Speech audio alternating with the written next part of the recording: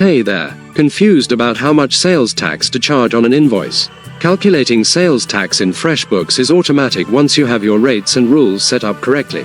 Welcome back to Guide with Samuel. Here's how it works. First, ensure you've set up your tax rates in settings. Then, when creating an invoice, you assign the correct tax rate to each line item or to the entire invoice.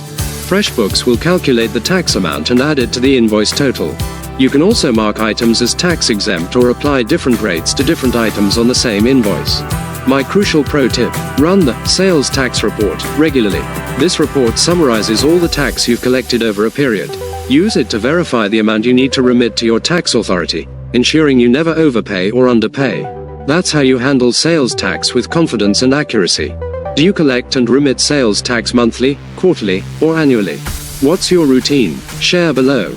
For more essential compliance guides, subscribe. Thanks for watching. I'm Samuel, and I'll see you next time.